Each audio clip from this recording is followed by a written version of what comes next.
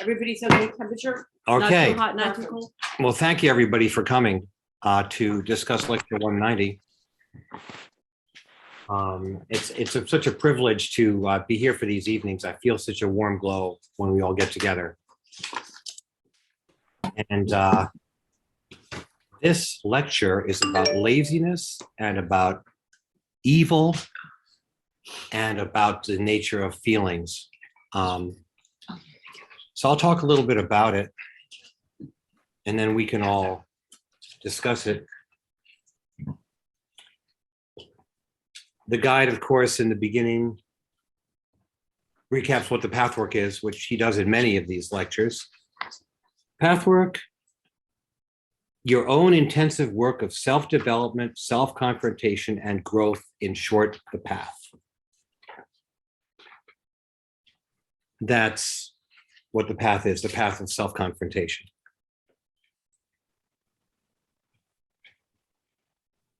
Second thing that the guide says the pathwork is facing those aspects, feelings, convictions, and attitudes in you, which are either not at all conscious or not sufficiently so. Unless this awareness is cultivated, it is impossible to free the innermost center of your being, the nucleus from which all life springs.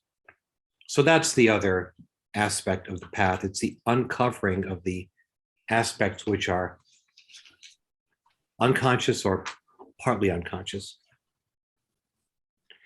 And of course, further down on the page, the guide says, many of you are now in a position to acknowledge your destructive, negative, cruel, hostile, and selfish feelings and attitudes. Even this partial awareness makes so much difference. It shifts your entire position toward yourself. You no longer require yourself to defend your defenses or to pretend to be so perfect that everything in you ought to be right. The capacity to own up to being fallible, human, vulnerable, irrational, wrong, needy, defenseless, weak, and unhappy must by necessity increase your capacity to be strong, truly right and not self-righteous, truly independent and fulfilled. So, you know, at the same time that the guide makes the promise that the universe is benign and it's possible to have a blissful existence in the universe, he also says the gateway to that is accepting the negative, this long list of vulnerability, irrationality, wrong, needy, defenseless, weak. Those are the things we have to investigate, or we have to admit. And at the end of this lecture is the gateway meditation, which is one of the most important meditations in the pathwork. And we're going to get to it later. Anyway, laziness. Now, there are a couple of definitions of laziness in the lecture. And one of them, I think, is on page 3. Laziness. You need some more light. No, I'm good on the light. The state where movement is possible only when it is forced painfully by the outer will. Does everybody agree that that's a sensible definition of laziness? I'll read it again. Can you define also outer will and yes, of course. All right. Laziness, that state where movement is possible only when it is forced painfully by the outer will. All right. Moshe, yes. It's outer will and inner will. In other words, what is will also to begin with? What is will? Well, I mean, it's very common in the pathwork. Of course, we believe in the lecture emphasizes this, that there are multiple levels of feeling and knowing and acting, many of which may not really communicate with each other. You may feel one thing, do something different, Think something different. So, like if I don't want to get up in the morning, I know I should go to work, and I force myself to go to work. That's the outer will. I mean, the outer will is like, okay, pardon me, I've got to do something. So I'm going to force myself to do it even though I don't want to. So this is outer will? Outer will, yes. And I kind of, that's my definition of professionalism that I tell my colleagues. I say, A professional is somebody who does his job even though he doesn't want to. But maybe that's not the best definition in the world. No, I'm trying to understand. Sorry, it's okay just to. Is that doing the right thing? No, it is a. You know what I'm saying? Because let's say I don't want to wake up to go to work, but I know that I need to do that. Yeah, no, it is basically it is the ego decides on an action. Okay, so Whether- the ego connected with the ego. Right. Okay. Yes. Like if Okay. if you're going to rob a store and you have cold feet, Okay. you got to go in with a Okay. gun and stick up the store anyway. You may want to, but it's probably not a good metaphor. The outer will forces you to do something, That's the point. whether or not it's good or bad. The inner will, I think the inner will is the intuitive self. In the other lecture we talked about, the guy talks about the divine intelligence, creative intelligence, where you somehow have a guidance as to what you should do. That's the inner will. A lot of times we disregard the inner will, right? I mean, this is maybe a little bit, maybe I'm splitting the metaphor again, but sometimes when you have an inkling that you should do something, like you say, I should stop here and talk to this person, but you don't do it. You have an intuition, you should do something and you don't do it. Later on in the day, you realize that was a mistake. So I like to think that the inner will is also that. It's like an intuition, It's a correct. a correct intuition. That's right. Comes from the higher self. I mean, it happens naturally, supposed to, it's like it occurs naturally without having to force it. Okay. You know what I mean? Right. It's also the greater intelligence. Okay. Right. That's And we're often not connected to that, but right. when we, from my personal experience, when I do feel connected to that, it. Yeah. right? It's like, Yeah, oh, yeah. This is real, this is coming from, feels like it's not me. Yeah. It feels like it's- You have that certainty, and it's really harmonious. A little bit towards unity. Oh yeah. But that is you. I know, but it, when it feels like it's bigger than me, the ego me. Yeah, So it's bigger. Yeah. Oh, it's not always. It's a bigger one. yeah. All right. So that's the second big concept, laziness. Yeah. Laziness, we defined it in two different ways. The guide defines laziness. Oh, actually, the second definition. So wait a minute, now, and you're actually on page 4 now. I jumped around. All right. Second definition of laziness, page 2.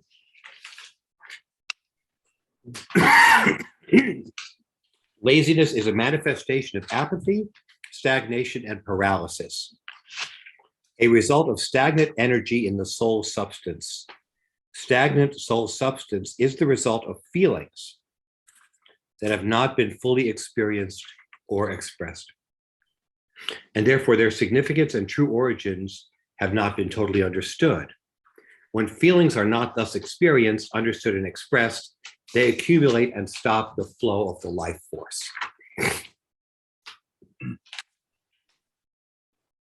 So, and the guide also explains that this is the origin of evil. This is the nature of evil, which is the suppression and stagnation of energy, which is the same thing as in the images, what the guide talks about the images, which are calcified and hardened patterns of action and reaction that you believe are furthersome and beneficial, but are really not.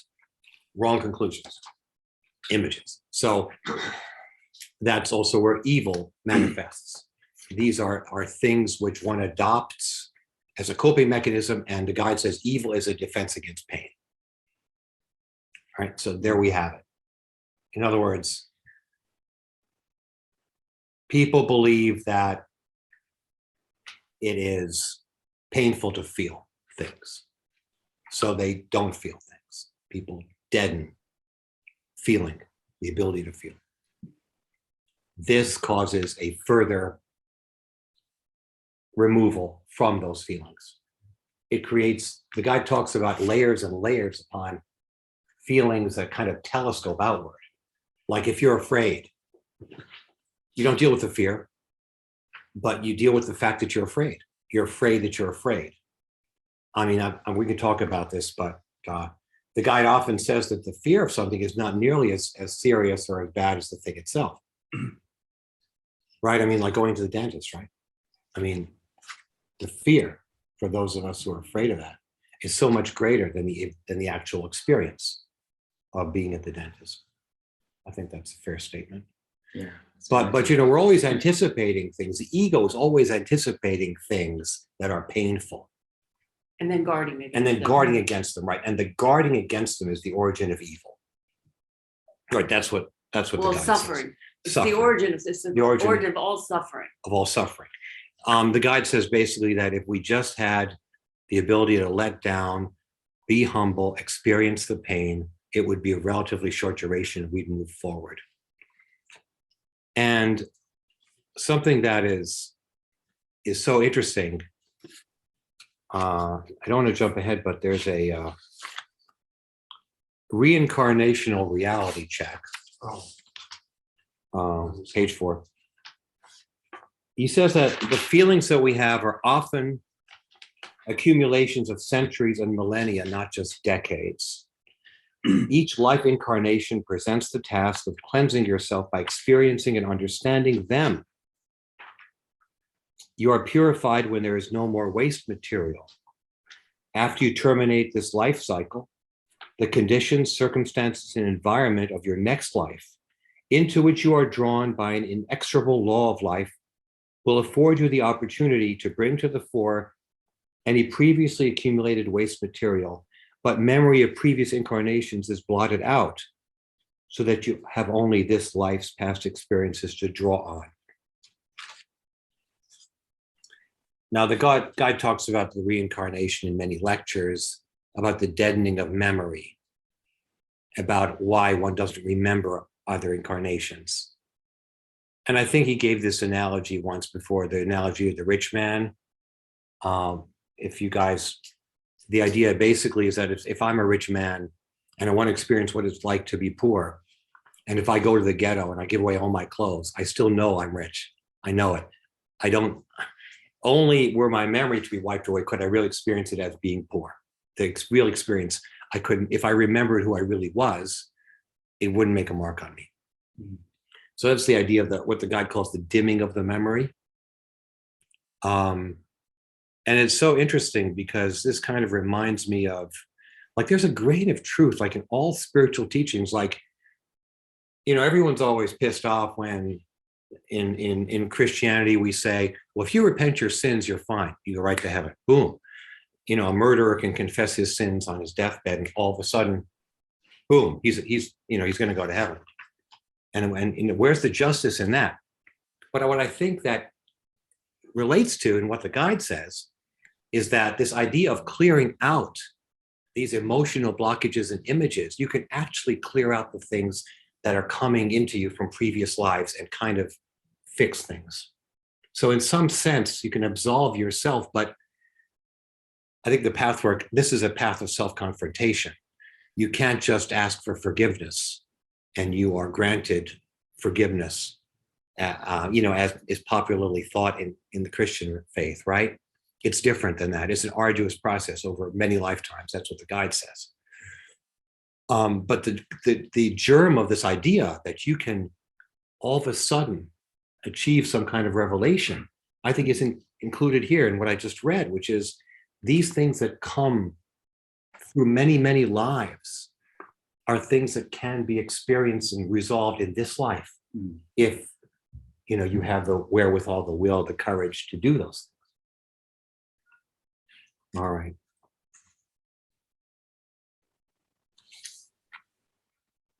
Yeah. So stagnation of feelings, he says stagnant conceptualizations of life, that is an image. And the dualistic split that we find ourselves in. Let me see if I can find that paragraph.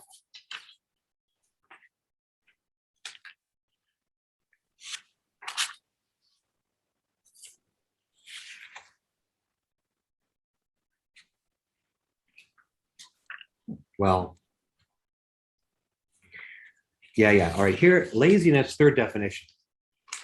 Laziness is a protection against the movement of the soul substance, which threatens to bring up the feelings you think you can go on avoiding without blocking your very life. Laziness is simultaneously an effect as well as a defense. Movement stirs up what lies stagnant. By fully understanding this, you can redirect your inner will and intent toward overcoming the self-induced protective stagnation by mustering the courage to feel what there is to feel. So does everybody follow that? The idea that you don't want to bring up feelings up. So laziness means I think I can avoid that by blocking my feelings, by taking refuge in habitual patterns, which are the images. And then in the next paragraph on page 5, the guy talks about, okay, what is the opposite state from laziness? What are we trying to achieve? And he says, the true serene state of being, which every soul unconsciously longs for, is not cautious passivity, which must avoid movement and makes movement appear undesirable. Earlier in the lecture, the guy talks about that everybody just wants to do nothing and to have joy and happiness, right? You just want to lie on the deck chair in Florida, right, Stephen? And but that's obviously not really pleasure because that's a misconception. The ego is afraid of movement because movement means you're going to confront things and confront feelings and experience them. So you just want to like chill out on your deck chair, but okay. The true spirit. It gets boring. Yeah, it gets boring. Yeah. I Right. said it gets boring. Yeah. I'm kidding. Oh, All by right. the way, Hugh Yes, said Steve. I don't have the camera on because it drains the battery. I'm using a cell phone, so All right. 10-4. sorry. We know how you look. Okay. Patricia's not on. Is Patricia? Oh, I'm not sure. I Is she don't in the think wait- so. I sent her the Oh, link. hold on. I don't think there's anyone in the waiting room. I just sent her the link, okay. So just to continue with that sentence there, the true spiritual state of being is a very active state, although it is a calm and relaxed state at the same time. It is joyous movement and action. It is only the passivity of the fearful self that creates frenzy as a counteraction against the stagnation. It is as though the personality fought hard against the stagnation by superimposing compulsive action, and then became more alienated from the truth of its stagnation and from the reason for the stagnation, which is the fear of feeling all feelings, including fear. Only when this truth is fully felt and understood, when you stop fighting against it and dissolve it, and dissolve what causes it by feeling your feelings, can you come out of both the frenzy of overactivity and the paralysis. In other words, you must come to feel the fear that lies in laziness and in all types of stagnation.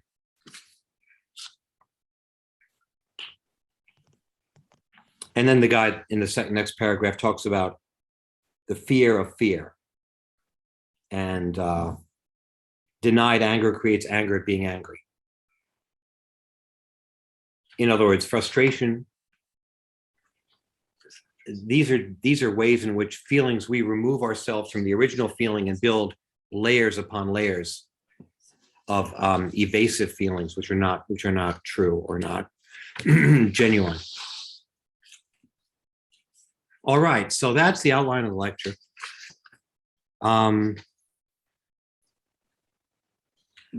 It's very important, though, that the second or the third third of the lecture is all about meditation, which is very interesting. And I also want to say another thing, which is that when the question is, how do you experience your feelings? You obviously reading a lecture is cool, but you're not really feeling a lot. At least I'm not when I'm reading the lecture.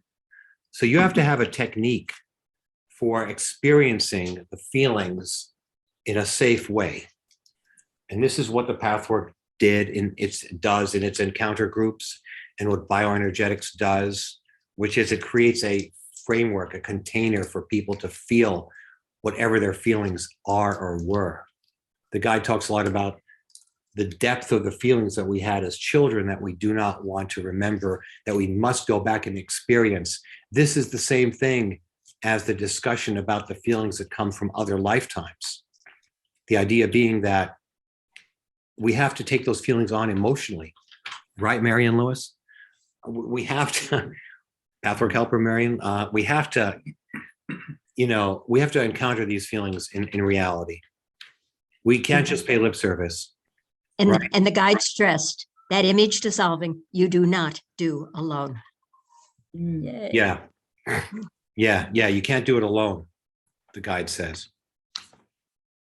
So that's important. And, meditation is something which is, the more I read the lectures, the more I see the guide talking about meditation, where I didn't really see it before as much. So in the last several pages of this lecture are devoted to meditation and how you should meditate on these concepts. And last but not least, I want to say that the reason to do all this stuff is because, quote, if the universe is benign and trustworthy, good and safe, then you cannot and need not fear to let yourself be what you are. So, and then the guide says, well, do you really believe it or not? Are you bullshitting yourself? Or you have to face the discrepancy between what you claim to believe and what you actually do believe.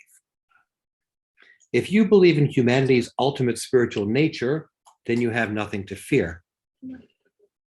If you do not, it is necessary to be aware of this underlying doubt and confront its real nature. Having your doubts in the open will at least protect you from the illusory nature of your faith in humanity and its spiritual destiny. So in another lecture, the guide says we have to doubt our doubts, right? I thought that's a very useful concept. All right, well, that's like my take on the lecture.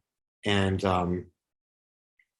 I think we should go into some of these ideas about meditation later on, but let's have your reactions. And all right, would anyone like to comment? Can I start with the meditation? Because Of course. So I loved this lecture, by the way, and so many pieces about it, but the meditation part is what I'm really interested in. And to meditate on feelings, what is the best way? And I just have so many questions about when I want to go and feel a particular feeling. How do I choose or select? Do I wait for something to come up? Do I pick a reoccurring theme that keeps presenting, or where is my selection for my meditation? As far as So you're talking about not so much technique, but subject matter. yes, Yeah, well, I think you can choose the subject. I mean, it says in the lecture, in fact, that was interesting. Towards the end, it said one of the most effective subject matter selections, if you will, is when you start to meditate, you say, I want to feel all the feelings that I've been suppressing and not. Oh, allowing and myself I to think feel. that it's relevant to talk about the gateway meditation, right? And Marian, I'm interested in hearing what you have to say about this. Let me read the gateway meditation, What page you on? page 8. All right, here goes. Page 8, that's kind of different. All right, through the gateway of feeling your weakness lies your strength. Through the gateway of feeling your pain lies your pleasure and joy. Through the gateway of feeling your fear lies your security and safety. Through the gateway of feeling your loneliness lies your capacity to have fulfillment, love, and companionship. Through the gateway of feeling your hate lies your capacity to love. Through the gateway of feeling your hopelessness lies true and justified hope. Through the gateway of accepting the lacks of your childhood lies your fulfillment now.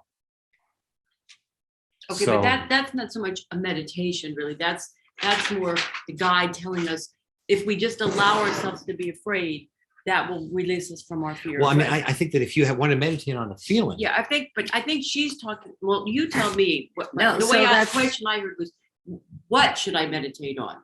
The subject matter, as opposed to, but. Right. Can Be- I? oh go ahead, Teresa. yeah, Teresa. Yeah, Here. so, actually, I've actually just had a similar question, like how, just even reviewing this lecture, like you can't will your feelings into being. You just have to get out of the way and let them come through, right? So so for me, because I'm a will type, I find myself thinking about things that need to be fixed. And then that drives so this just happened recently with my brother. I have a brother with schizophrenia, and he's disconnected from the family. And I kept saying, should I send him a cake? Like, I'm trying to fix it. And really all I needed to do was feel the pain of the separation of, so that became what needed to come through with me. And then once I allowed that, I had this flood of, the pain of the situation of my brother's. Having a brother who's schizophrenic. Right.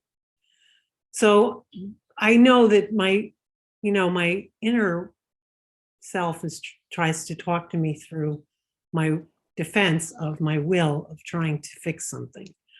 And that's how I find the subject matter All right. for the meditation. How'd you go from, I want to make him a cake, to what's really going on here is Because I'm really he- sad about the separation. Because he has asked the family to leave him alone. So then I had another friend who we talk about boundaries and respecting when someone asks you to set a boundary and respecting that. So I kept trying to figure out ways to go around it, like to wiggle around the boundary. But that's my will trying to fix it, rather than accepting that this is beyond my ability, it's the realm of his control to set that boundary, and then it's up to me to just respect it. So I didn't want to accept that. So that's where I kept trying to figure out ways to, and then I realized I just had to really just feel the pain of that. The kids these days have a verb for it. It's called solutionizing. Yeah. So they don't want that so much. They don't want, it's like my daughter's having trouble. She doesn't want me to start solutionizing. She just wants to tell me and have me bear witness to whatever it is that she's suffering, which is what you're saying now. So but it's a human instinct to try and help. So, the fancy word that the kids use, solutionizing, but it's really just our human nature kicking in, saying, what can I do to help? Would a cake make him feel better? So it's really, I don't think the guide is saying that we shouldn't try to help. I think the guide is saying that we have to what is, there's no point arguing with that, because that would drive you crazy. If it is, it is. And you're not changing it. But at the same time, there's always things that you can do in the next moment to maybe ameliorate. Wait for something to come Right. up. So I always find these concepts very difficult to separate. Where should I just accept what is, and where is there something I can do to make it better for the person who's suffering in whatever way that they're suffering? Yeah, that's a tough one. And Very tough. I think the creativity comes in our self-facing. And the more we're able to practice self-facing, the more able we are to change other people by our example or by our energy, it seems. Just to add to what Tracy said, and I like it very much, because I do think it's a very dynamic process. I mean, it reminds me of the serenity prayer, to know what is within your control and what is beyond your control. It's always a dynamic process that we're trying to learn. You want to help, but to what degree your tendencies and your history, and you've tried that again, it didn't help. So do something different. And where are the boundaries? And so I think it's a constant thing. But again, we have to know ourselves and to know our tendency and the history and what to do about doing something a little bit different, to getting closer to the balance between us and others. And that not using the action, though, my point was not to use the action of trying to fix the problem to defend against the pain. Yes. Because if I keep trying to fix it, then I don't have to feel the pain. Right. So that was just my point, so that I know, like, when I'm in my head trying to fix something, it usually means I don't want to feel The something. pain. Yeah. Right. That could fall in the category of that compulsive behavior the guy is talking about, Right, where you're compelled to do things. And the guy uses the word frenzy, right. the frenzy of trying Trying to fix fix it. Yeah. And if I may, another layer is that we tend to think that if we're gonna feel the feeling, as if we are not gonna feel the pain, kind of like it's like almost like a paradox. But once we learn that, come on, it's almost, maybe if we're a spiritual human being, that might be exist because emotions could be only 2 minutes, and after that we ruminate and but again, we just have to stay that and understand that that's part of the process.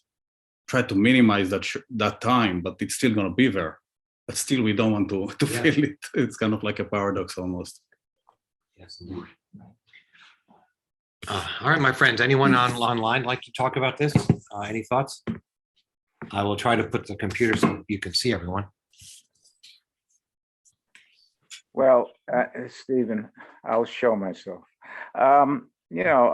What's coming up for me is when somebody's in trouble and I try to give them advice, what I'm really saying is I'm feeling uncomfortable listening to their troubles. And by giving them advice, I'm blocking my own feelings of discomfort, is my experience. And most people aren't really interested in my advice unless they actually ask for it. And I think a lot of people resent it, even though I think my advice is pretty good.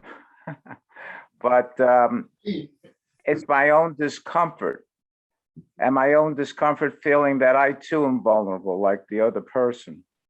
And therefore, to assuage my discomfort, I start coming out, it won't be that bad.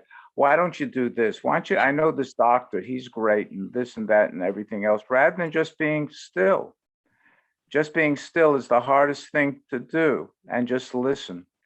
And if and when the time comes, you will know what to say by being in one's heart, by being in my heart. But to get there, I have to go through the discomfort. And of course, I don't wish to feel discomfort. And I wish to show how brilliant I am. The reality is when somebody confronts me with their pain, I'm not brilliant. I can't deal with my own pain half the time. But listening is pretty much the equation for me. That's my opinion on it. Can I interject something just really briefly?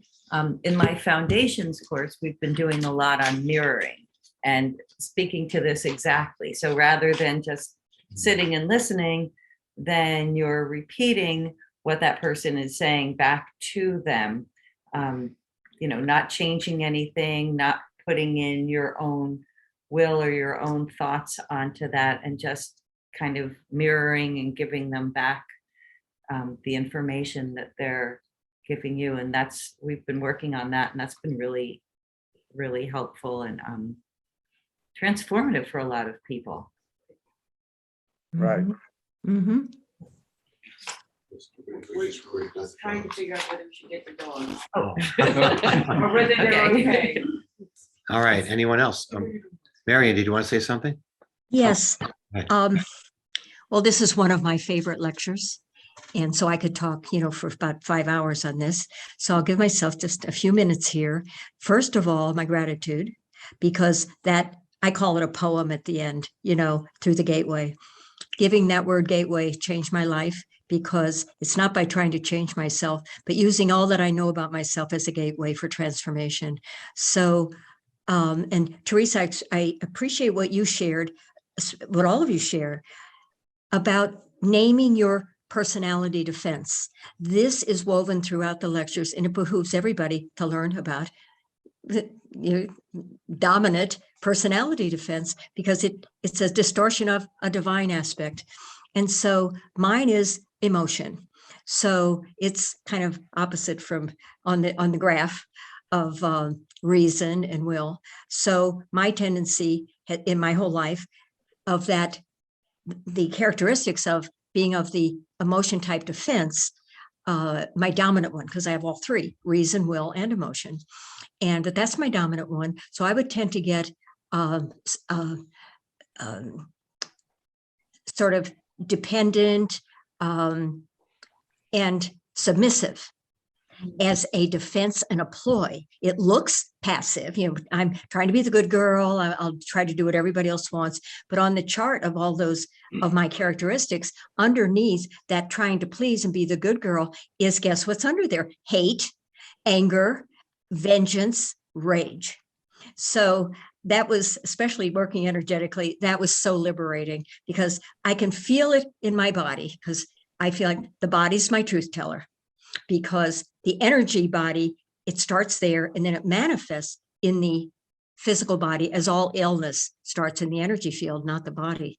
And so I know if I tune in to, I'm up in my head, or I feel my heart sort of affected in a way by something somebody does or a situation I'm in my life, I can feel it energetically. I don't always know what to do, because that's what the guide is saying and what you all are sharing. It's not about all of a sudden doing something, because that may be a reaction, not a feeling. And the guide is real clear about the distinction between reactions and feelings.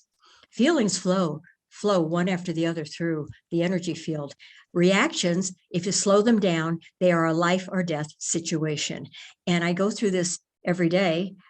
All of this whole lecture every day, it's all gotten very accelerated. So something I'm very grateful for is I've come to accept that me, I forget what the guide calls that me, kind of the evil self. Mine has a name, and her name is Mean Nasty Marion. And Mean Nasty Marion is with me all the time. And I first brought it out in a 12-step meeting, and everybody laughed, because I think everybody felt a little relieved to condone their mean, nasty self. If she's not sitting there beside me, she's not running the show. I listen to her, because she is just a distortion of my divinity.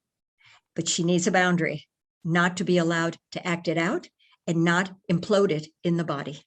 So I am so grateful, because I let her out every day. So I have on my toolbox list every day of things that I do to process. And one of them is express my lower self anytime it comes up throughout the day in a healthy way. So I still have my hitting batakas from when I had a big therapy practice.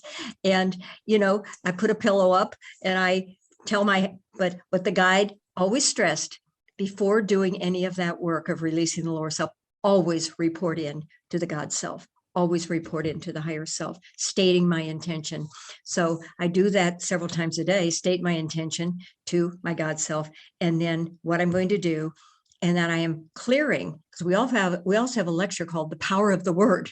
So the words I choose are real important. And I say, I'm releasing what has been triggered by somebody else or an incident that is there stored in my energy field. And I'm going to release it now, so that I may be filled with your light, love, and life. And then I've been trained in psychodrama and all those tools and core energetics. So I know how to let it rip and then ground it and then vibrate. And it all vibrates, and I'm filled with light. The light fills me. So I find everything's accelerated. I'm having to do this a lot every day.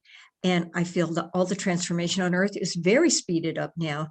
And so I appreciate everything everybody's sharing, because I hear those various aspects of personality. And so I appreciate when somebody, you know what it is. Like you were saying, Teresa, you're the will type. I'm the emotion type. But I have will and reason also. I have all three. But I have my dominant one. So I'll end with that, because just being here with all of you is so joyful, because I have a connection. And as that emotion type, that to me is just total joy, is there being connected with all of you. So I'll end it with that, because this lecture is just, it's just eternal. It just never ends, the wisdom in it. Thank you. Thank you very much, Marion. And thanks for the reminder to always be checking into our lower self. It's something that obviously we don't like doing, right? The ego doesn't like it. The ego denies that the lower self even exists, right? Yeah. So thank you so much, my sister, for being such a role model for me. I remember seeing you work in a Pathwork group with Eva, like, I don't know, 40 years ago, and you worked on your rage. You were so angry. Yeah, we emotion types. The rage, it's really the rage Right. against the rage is really me having, as a child, gave up my real needs so that I could try to please others. And the rage is against myself, but I felt it toward everybody else, hating everybody else. And it took a long time for me to realize the rage was against myself for giving up those needs to please others. So it took a lot of work, but I'm very, very grateful, very grateful. Thanks, Alan. Misha, did you raise your hand? I believe you did. Yeah, I did. Good evening, everyone. My first time speaking up, and it's my second time joining. I'm calling in from Oakland, California, so I'll speak at a pace that's probably slower than New Yorkers are accustomed to. Don't mind these dogs. They're friendly. I'm wondering if it's okay to, I'm wondering if it's okay to ask some questions about the lecture that I had before we started our discussion, or if I should. Okay. Sure. I don't have page numbers, unfortunately, but I'll read just a few sentences that I think should probably clarify what my question's about. The guide says, and I'm reading the unedited lectures, the guide says, gaining this knowledge is a necessary preparation for the experiencing of it, and by it, he means our feelings. Often without such knowledge, the defenses cannot be sufficiently removed for safe re-experiencing, so that the pathway of the emotional experience is either blocked and does not yield enough, or the crashing of the defense causes injury to the psyche that can and should be avoided. So my understanding in that passage, the guide talks about the need or the helpful nature of recalling and understanding in a left brain way some of the events that may have contributed to our hurts. What I've never read the guy or heard the guy mention before is the crashing of the defenses that can cause injury to the psyche, which should be avoided. And so I'm curious if anybody knows about this, if you can speak to this, and if you can speak to finding the balance in allowing our defenses to soften so that we can experience the wound and yet not causing injury to the psyche as we endeavor to do that. Well, that I think is why Pathwork helpers have some therapeutic training. That's because if you experience feelings, you see, I remember I was a kid back in 11th grade and I got the Pathwork concepts from an early age. And I remember asking my friend Tom to experience his anger. And like, he didn't know what the fuck I was talking about. He's my friend. But I'd done bioenergetics and stuff. I said, Tom, I think you're really angry.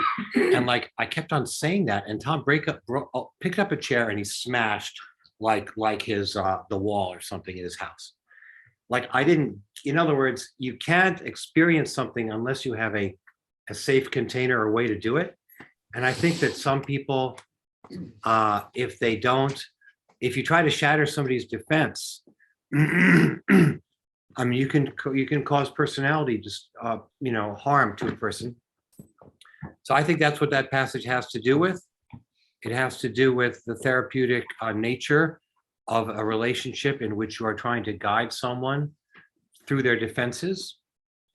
Now, we're not doing that here in this group, but in the context of a Pathwork helper who has therapeutic training, they could take the worker to some very deep places where they can experience some very deep feelings in a sensitive way that they can handle it, not react violently, right, or precipitously. Does that answer the question? Yeah. Okay. I think it's in that lecture maybe that it says we are talking about a delicate balance between the ability to feel the feeling, but also to understand and to know. Right. That's a very good passage. Right. You need to integrate this aspect all together because just feeling, let's say your friend that you told him to be angry. So so he felt the anger. Then what? Yeah. He doesn't understand the meaning of the process or really integrating the meaning of that. Right. So I think that's why it's kind of like a. Right. So it's being able to integrate the awareness, and it's not just mental; it's physical too. Right, emotional, physical, spiritual, the four aspects that have to all be borne in mind when we do this work. Yeah. So Joel? I just want to go back to Mary Jane's first question about feelings. So my understanding is that from the lecture that there's different layers, right? So let's start with the proposition.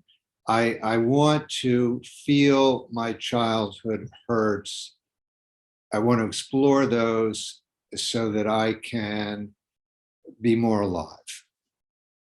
I believe that that's my Right. understanding of what the lecture is guiding us to do. How do I know that what I'm feeling is the feeling that I was avoiding?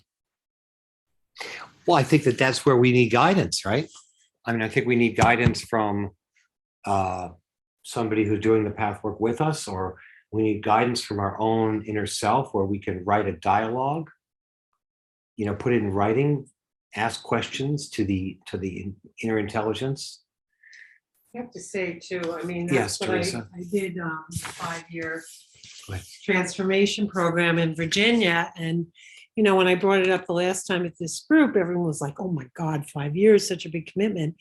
But what you do in these groups with helpers, pathwork helpers, and, using the guides, lectures as guidance, is you establish a safe environment. You get to know each other. You know each other's types. You know each other's defenses, and you learn where the boundaries are, and you try it, and you're in a place where you're being guided. And of course, you always are asking for, guidance from above. So like, I always felt like those group meetings when we got together was 4 times a year for 5 years. The guide was with us, and we were really in this environment where we could explore these things in a place that was safe. Because, like Alan was saying, in 11th grade, I mean, even at, in your middle age, if you go to somebody and said, I need to work on my feeling, you can't just do that anywhere. And that group that I had, the transformation program, was really, really instrumental in teaching me how to do this. And then to get to know myself so that I could do it even when I wasn't there. So, Yeah. I think the one. Yeah, go ahead, Juan. And, as the guide says, we can't really do it alone. We can't really walk this path by ourselves, which is why we have spirit guides and also human guides. Yeah. Well, I just related to what Joe was saying. I think you touched a very important aspect of the lecture there, because the guy actually somewhere in one of those pages he says that you have to that it is helpful to do what you just said. To really take the first step and initiate really the connection by saying, expressing yourself clearly what it is that you want to feel. And like you said, you want to feel those those experiences from childhood that causes you, or that are causing you, all this discomfort and this not to be in that state of happiness and bliss that you want to be. And so that's, the guy says that. So the next step will be, once you state that clearly and concisely, that you want to feel those experiences, and then the next step will be to ask for the divine help, which the guy explains clearly. You ask for that help, the divine help, to come and assist you in experiencing this. And then the next step will be then to just open up to that and have that faith that these experiences are going to come alive in your actual life, in an everyday interaction with others, with circumstances, with all the situation that you face to daily. And you will feel, from my experience, I know that you will feel the connection. You will feel this pain, the discomfort, and you will be able to somehow connect it back to how it felt when you were a child. Really, you will feel that. I mean, some situation, something will happen in your life, and in your interaction, that you will feel that same discomfort that you felt back when you were a child, and you will be able to connect. Like in my experience, I know that like my father was very strong character person. It's like tyrant. So I will have some kind of fear of authorities, and I will, sometime interacting with my superiors at work or in any situation in life, I will feel this discomfort. I will feel exactly the same thing I felt when I was a child, when my father approached me with some kind of remark or, the demeanoring me or, criticizing me or in anything. So in any way, I in my actual life, I experienced that. And more of that, as you open up, more of these instances will come in your life when you will be able to connect this present experience back to, to those feelings that, that you felt when you were a child. And Yeah. once you recognize that, did it diminish? I beg your pardon?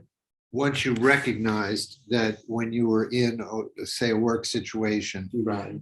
that was playing out in your Yeah. feelings was your experience as a child. Once you saw that, Basically, did the it discomfort. start to moderate? Well, the thing is that then the first step with me, just like I felt it. I knew it's like beyond doubt that this was the same situation that I encountered then. Oh, okay. And then as it keep coming, because it will keep reoccurring to you, Yeah. so that you can overcome it. And then you will, as you keep observing yourself, this is the way it works with me.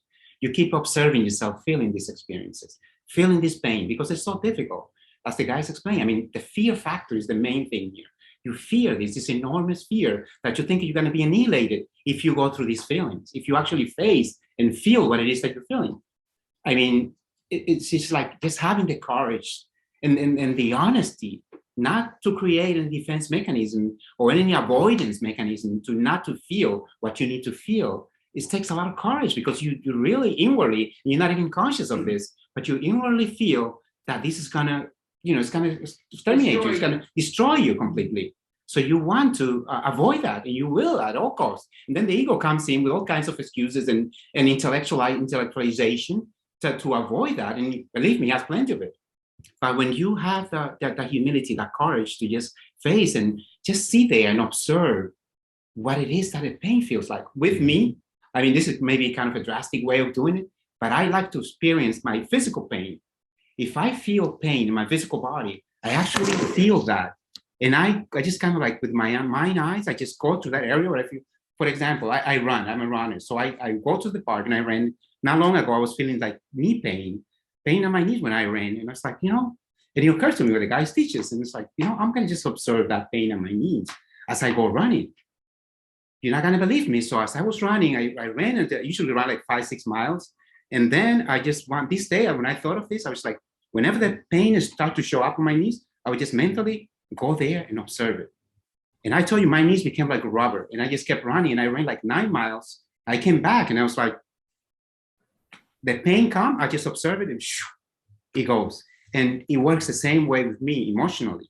When you feel that pain, when you feel that discomfort, just observe it, just sit there. Don't be afraid, just kind of like feel it. I go to the dentist too, often. And I told them, don't numb me. I don't need to, I need to numb. It's like, don't worry, just, I will go with it. I will experience it. I play with the pain. And, recently I went and they had to do some fillings on my teeth. And I was like, okay, she said, I have to numb. It's like, do I really need to be numbed? And she said, well, we can try without it. It's like, go without it. And, she went, we heard it, but as he heard it, it's like, I just sat there and just observing. Of course, tears would be running down my eyes. And this is kind of a drastic way of doing it. I don't advise it to people to do it. But I just observed the pain. And, I was able to go through this whole procedure, no problem, and go back home and everything okay. So I keep practicing this. And this is a slow process. So it's the same.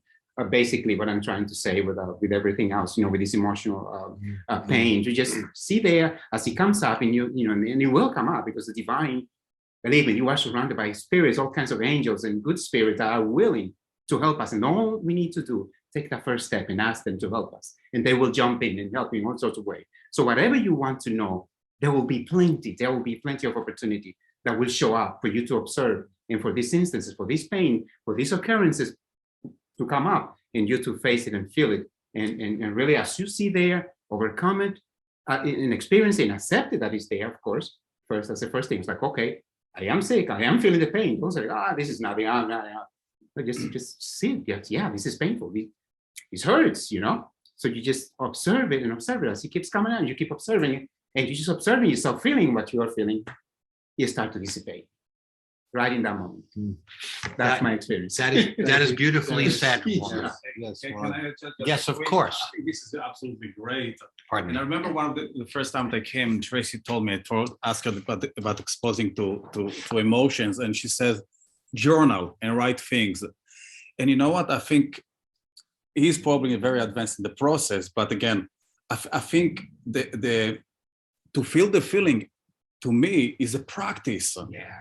It is a practice in itself. I mean, it's not just happening, you know, I have a childhood, and also there are different degrees. There are some kind of level of pain that it's unbearable. We cannot go there. Let's be honest. So I think if we can, that's what, at least for me, I mean, if I can expose myself, be mindful to every discomfort, but start with the small ones. Yeah. You know what? It's raining outside. I don't like winter, or I don't like the rain. Why is it? So this is a small level of a discomfort. Stay with that. Yeah. You know, it's something that, okay, it's not a life shattering experience. So you start with small things. I mean, the traffic is bad. I'm stuck in the car. I don't feel good.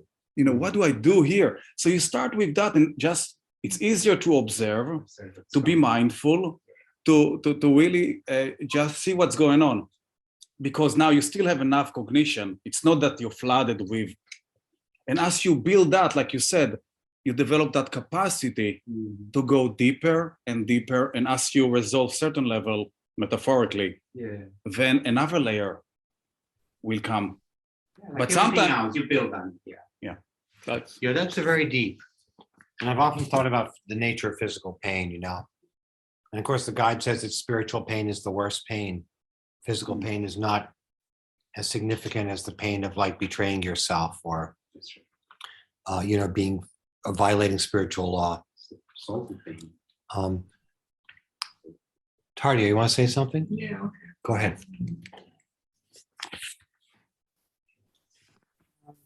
Hi.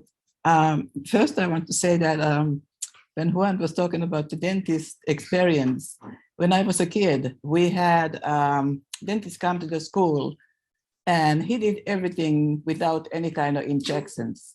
So I learned to take the pain without anything, just, you know, no, not crying, nothing. Just maybe I was crying, I don't remember that, but I didn't make any sounds. So that's how I started it. you repress your feeling. Exactly.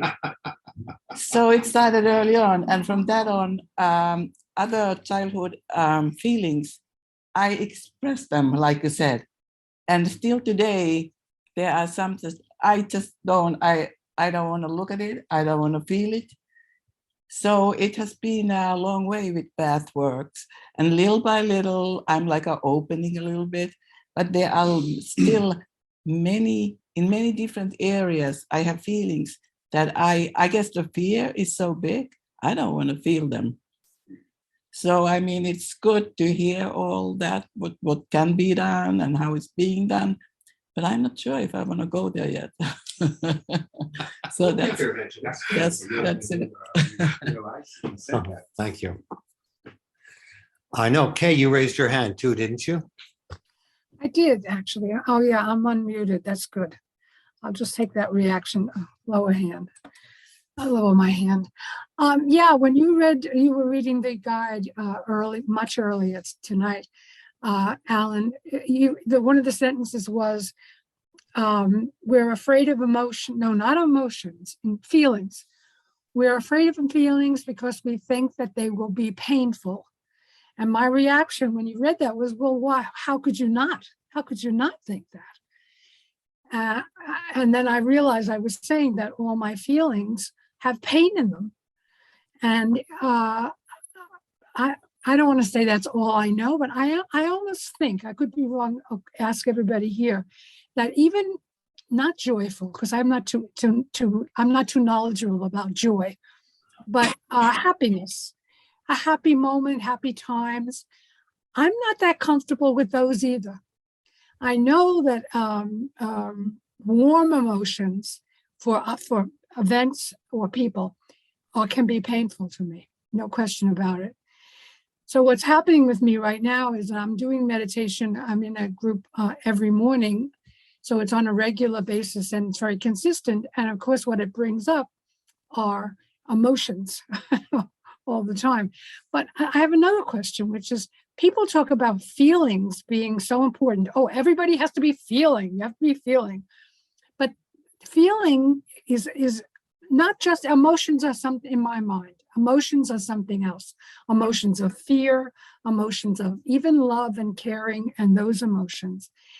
I don't think I know the difference between feelings and emotions. But when you read that, all I know is that I said, of course, it's going to be painful. I don't know anything different. Well, I think that when the guide talks about the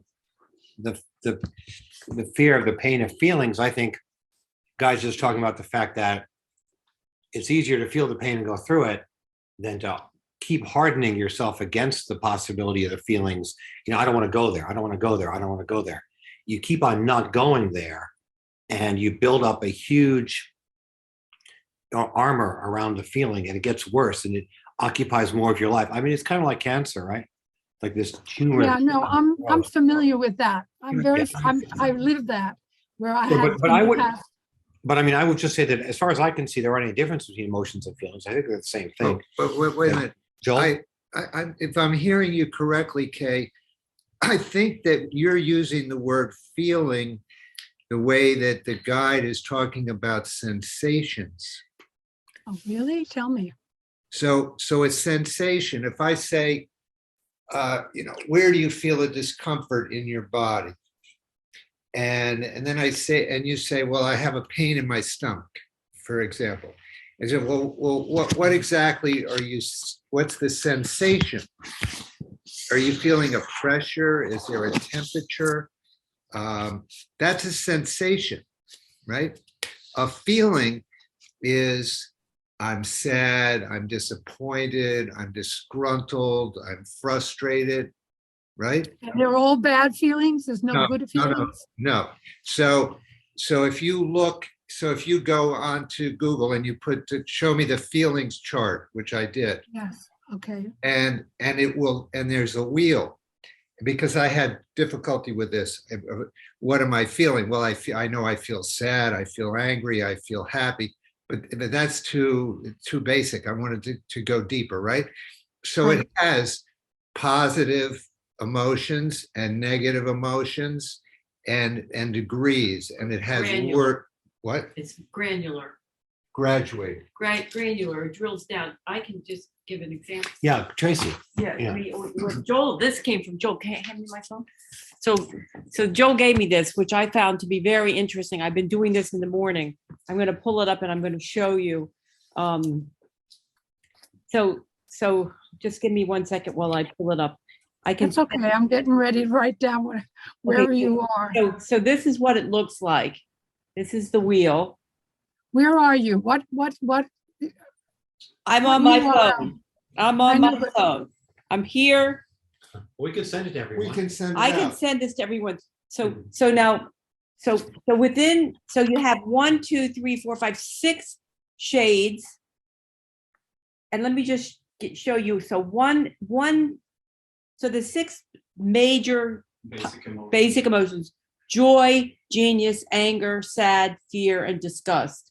But within each of these pieces of pizza, you drill down. So for example, in the joy, listen to all the different things that could be part of joy. So you have, Oh, that's amazing. I know it is amazing. So you have within joy, seen, grounded, grateful, tender, belonging, love, free, kindness, moved, acceptance, silly, care, safe, intimate, calm, present, and connected.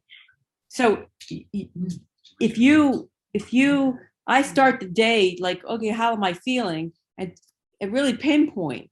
And for some reason, it's been helpful. I don't know why. Sounds great. It sounds great to me. I literally need to learn that. I'll send this out in the next, when I. Please do. But it even like the negative ones. Okay, so like fear fear has, fragile, insecure, worried, uncontrollable, surprised, threatened, busy, insignificant, vulnerable, unsafe, anxious, addicted, taken advantage of, terrified, overwhelmed, imposter syndrome. So each main sort of emotion has very granular. Fine. They get finer and finer. Yeah. And I can't. Joel gave me this maybe 2 weeks ago or 10 days, something like that. And just out of curiosity, I just started looking at it. And if for some reason it's made me feel better, because it's like, okay, this it's bizarre. Every day it's something different.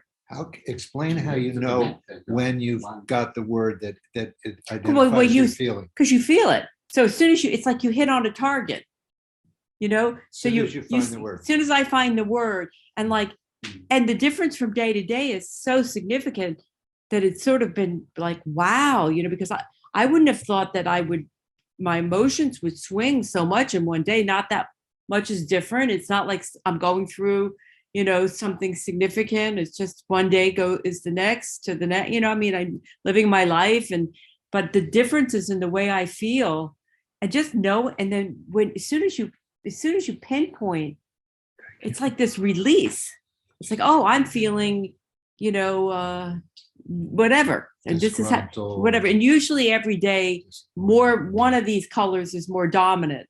But there's pieces of all of them, not all of them, but so it's like it's a smorgasbord. It's like, oh, how am I going to feel today? Which I haven't. Hour to hour.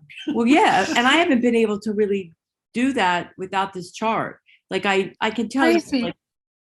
Like, what's the website? Now I can't wait for you to send me an email. Okay, hold on. What website are you on? What's your phone number? I'm going to send it to you right now. What's your phone number? You mean okay, so you want the cell phone number? Yeah, do you want me to send it to your email or your cell phone? Cell phone is better. Do it that way. Give me your cell phone right now. 347 347 276. You know what? This is going to go on the air. Are you going to put this on the air, Alan? I don't think my cell phone should be on the air. We can never mind that part. That part from the recording. Oh, you know what? I'll send Kay. Just have her text it to you, Tracy. Kay, you want to text it to me, or I can just email it to you right now? I have your email. I don't have to speak it. Email it to me. Email it to me. All right. Yeah, I don't want to announce my cell phone on. Okay. Give us your credit card instead. Yeah, exactly. And that little 3 numbers on the back. That's a security code. Okay, Kay, I sent it to you, but I'll send it out with next. Yeah, that's great. I have to see it because I've always had trouble. Well, I sent it. Just identifying. That was really fascinating. But it's fascinating to just do this when you wake up and yeah, that's really cool. So we will send that to everyone. I will send it out.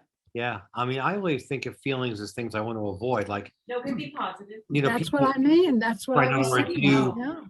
All of a sudden you pull out a good book because you don't want to think about what you've been feeling, or you want to hide from your awareness of your feelings by doing something compulsive or but that's changing busy your work. feelings. That's changing the channel. Well, that's what the guy talks about, because if you have a reaction, I would say, then there's an image at work. If you just can't feel something straight, then there's something going on there. The wrong conclusion. Wrong conclusion is attached to the fact that you have a hard time feeling something or encountering something in your life, right? Okay, that's a good example. Avoidance, right? Like the irrational fears, right? Where are they coming from? I almost didn't come tonight because I said, I have other things I'd rather do. I have other things to do. Classic avoidance, Kay. Yeah. I mean, I know at one of the lectures we talked about, kind of like from a spiritual perspective, if we feel uncomfortable emotion, it's kind of like we have some kind of a block. Right. But I believe that this is if we are spiritual human being at that spiritual level. But I do believe because we are human being and we are also have this animalistic nature which evolution creates, and we have emotions to defend us. So when we are seeing a snake or even pretend to something, it's okay to have that feeling at that particular moment, but very relatively, very quickly see if it's valid or not valid, and then shift it. Right. So there is a validity of this emotion. We just don't want to perpetuate these negative feelings because of the mask or the layers that we create. So at the initial thing, I think it's okay. It's impossible. That's the reality, in my opinion. Yeah. That's right. We're observing our experience of ourselves. So then we're making choices, which is one of the reasons we practice meditation, right? Is so that we can direct the focus of our attention. So you see the snake and you feel afraid, or maybe you feel, violent, and then you. So now you're aware. Oh, I'm afraid. I'm feeling violent. But now you're making a choice. Oh, it's a garden snake. It's not going to hurt me. I was surprised, and now and so I don't have to do anything, right? Or you step on my foot all of a sudden, or bump into me, and I feel jarred. I don't have to react. I see that I'm feeling something, and now I choose my response, right? Oh, he didn't mean anything. It's fine. Well, the guy talks about that in the lecture, the defense, about how obviously reactions, sometimes it's correct to be afraid of things. Mm-hmm. But if you're disproportionately afraid of something, then it's an indication that something's going on. Any other thoughts, my friends? Anyone else who hasn't said anything? Would you like to say anything? Pam, any thoughts? Oh, Beverly, I forgot about you because I can't see you. Are you with us? Yeah, I'm here. What do you think? You want to say something about your thoughts that this might have triggered? Well, I don't think I have anything to say that hasn't already been said. Part of me was unhappy when I was reading the lecture, thinking, oh God, I really do have to go there eventually.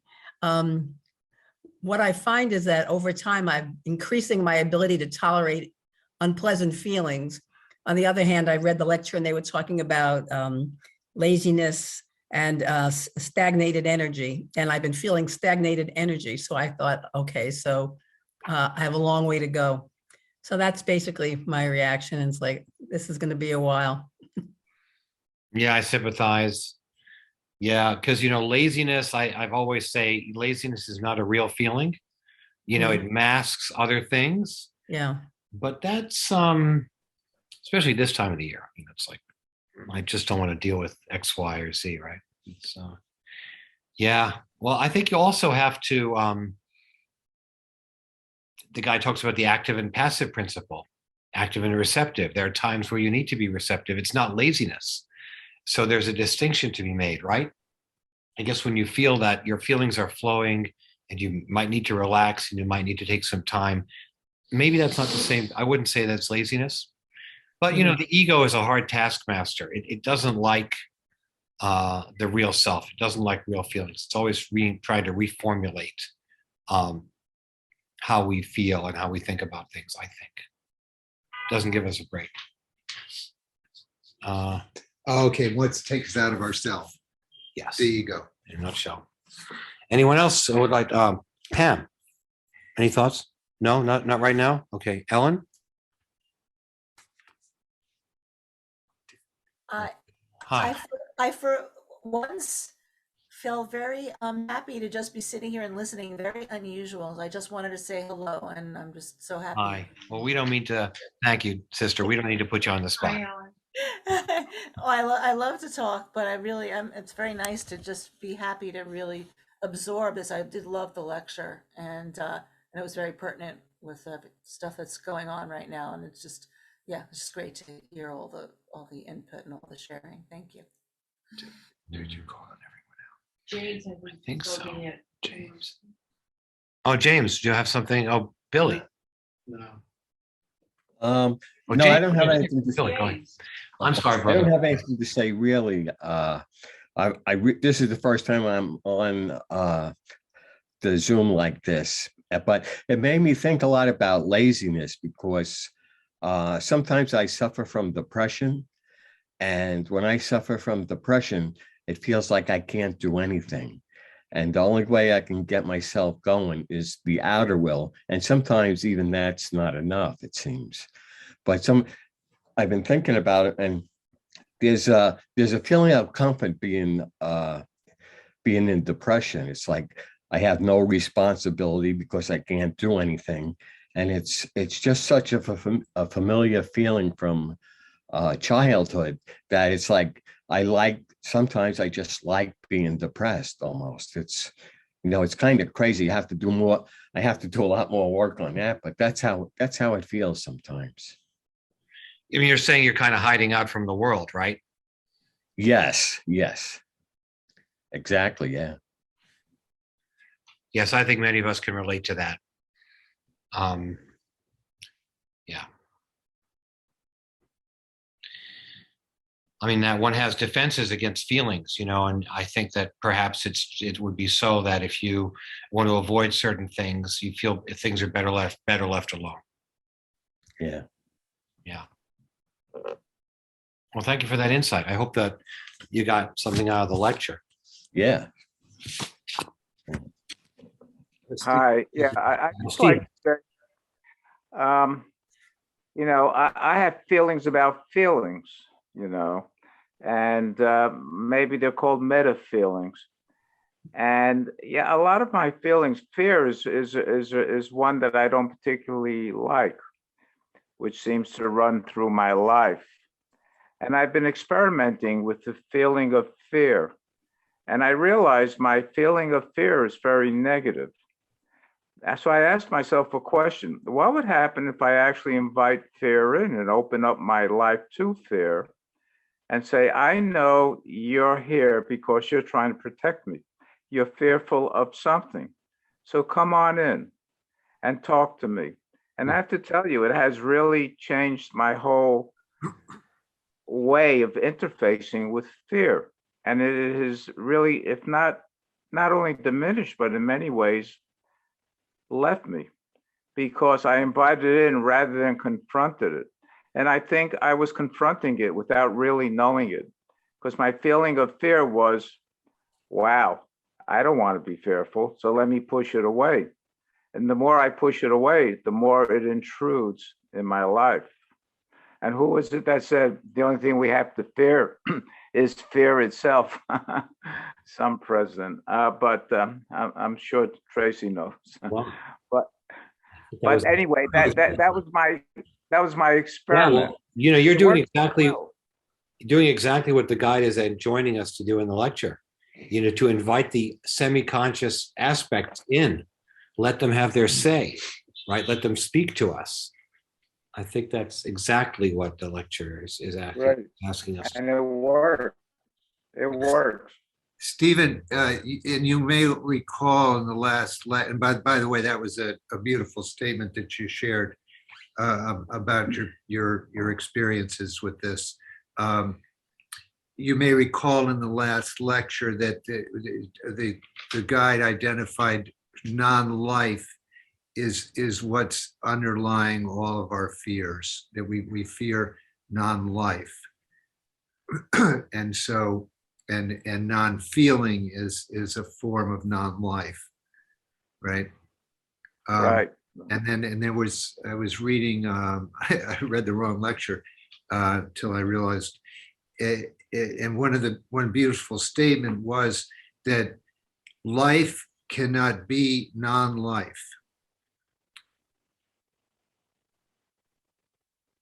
Which to me was a tremendous affirmation of our continuing existence for all eternity. So we're alive, we are life, and non-life cannot be non-life. Thank you. All right, friends, is there anyone else? James. Oh, would you like to say something? No. No, you sit this one out. No one has to speak. Who else do we have? James. Priscilla. Oh, yes. Going once, Going once. Juan, did you have anything else? No, I'm good. I just listen for now. Try to improve on. It's beautiful. It's the perfect, right? This statement. This laziness, this laziness issue, I mean, I think it's a big one because, you know, I used to think that laziness was, you know, like something so, like on the surface. But as the guy explains in this lecture is something really underneath. It's really the fear of not wanting to feel what is there.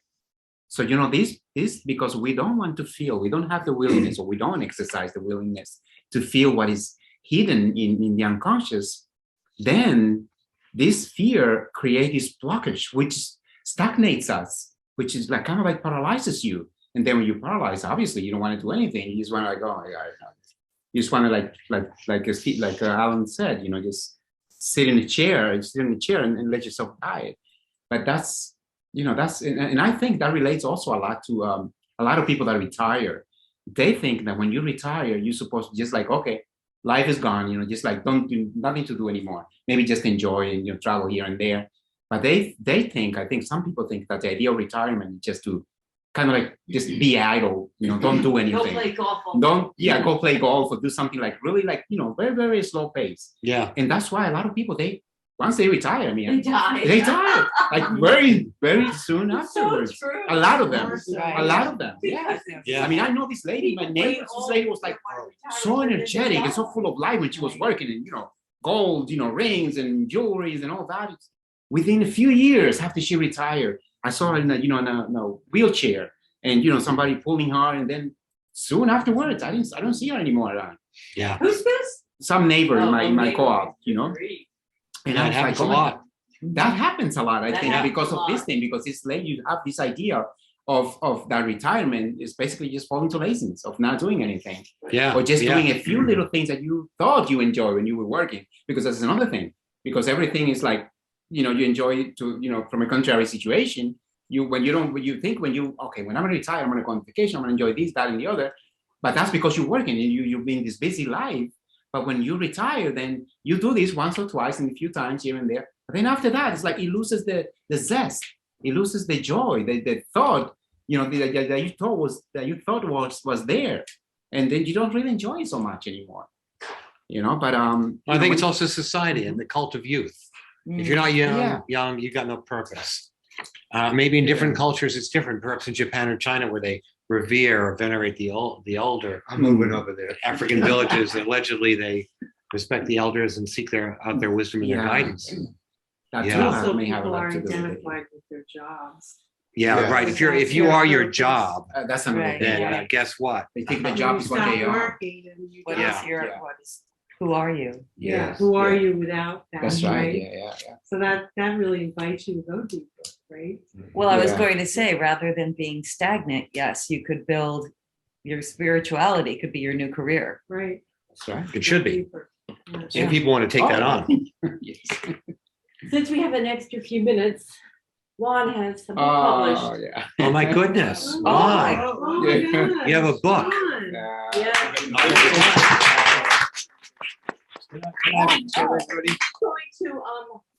Going to autograph it for me. Oh. Now, this is reversed on your That's what I screen, try to right? do with my retirement. Just There you you know, go. Oh, it's clear. Just spend time. Love and surrender. Yep. Juan de Jesus, Yeah. key into the kingdom of heaven.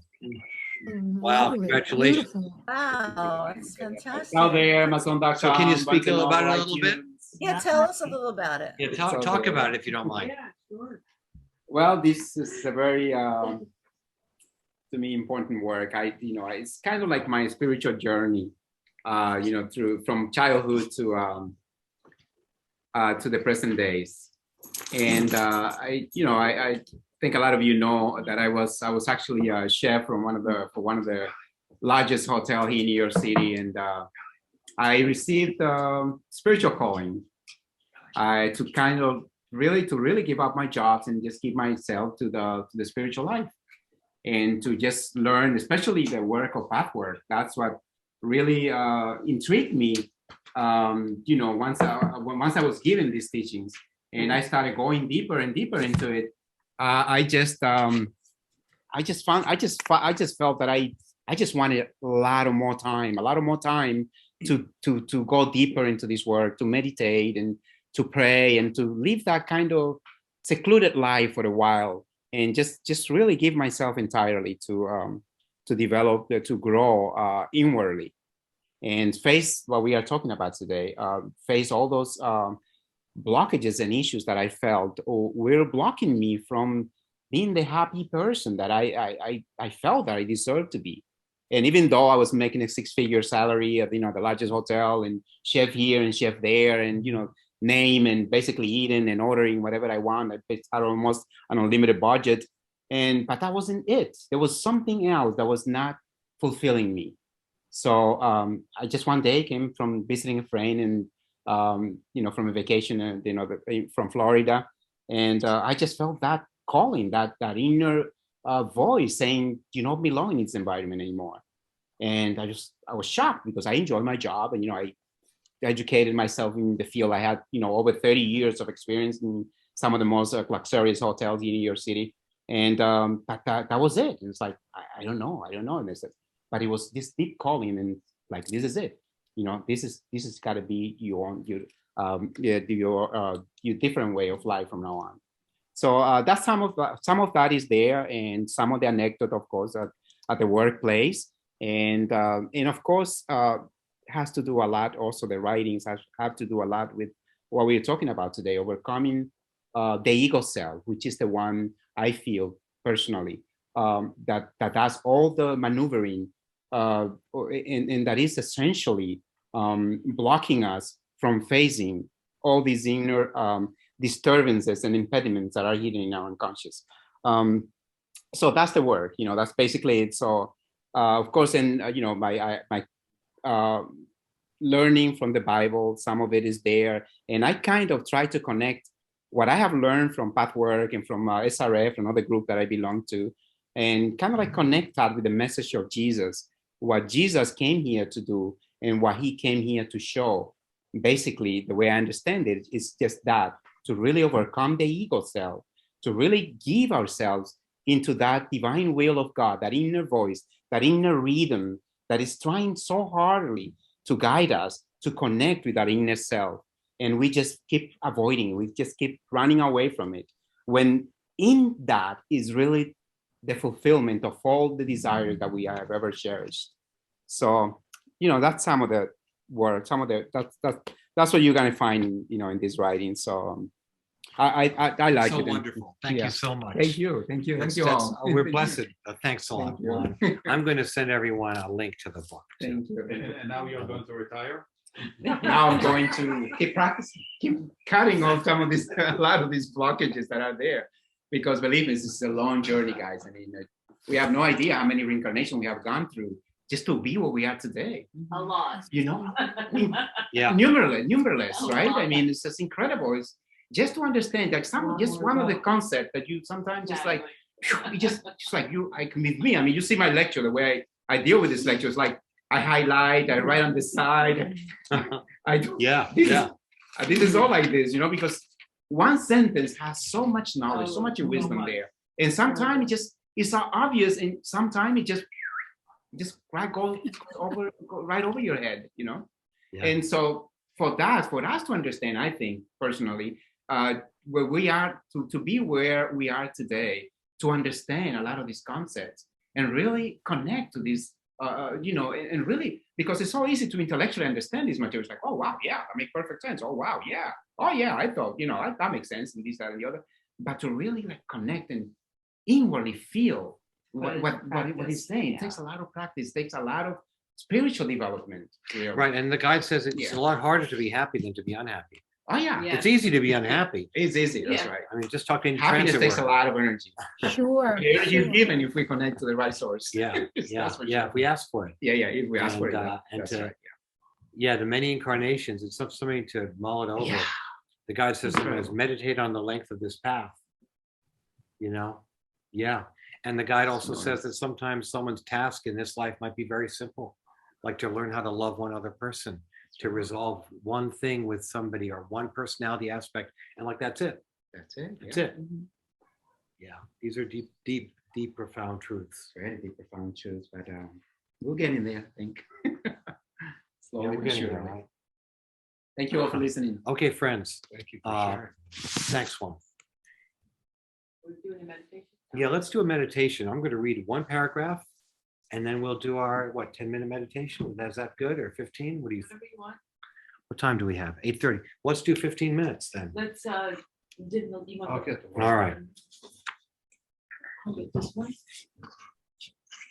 Need that one over here by you for a minute, right? No, I'm good. I've got the candle. Okay. All right. I'll just have this on. Okay. Yeah, let's Leave have that it for on you. for a Okay, minute. yeah, sure.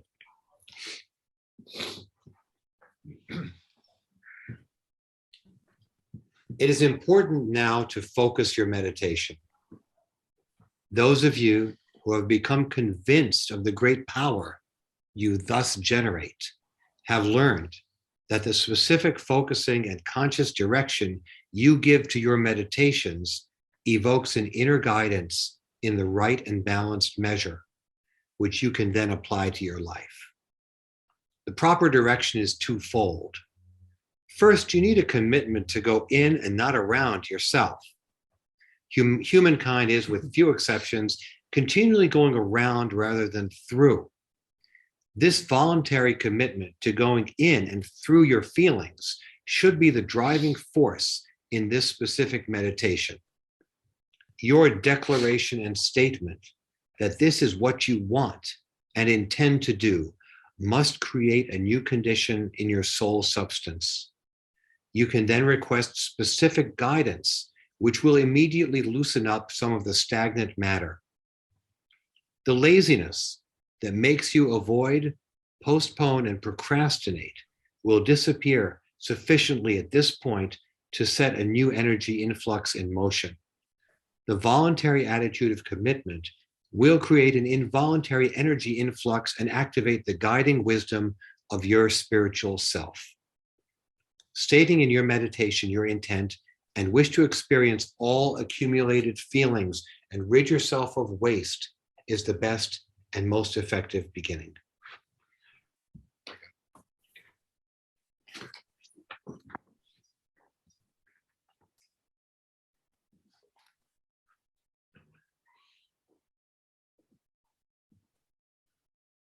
Timer? Oh, yes. 15 minutes.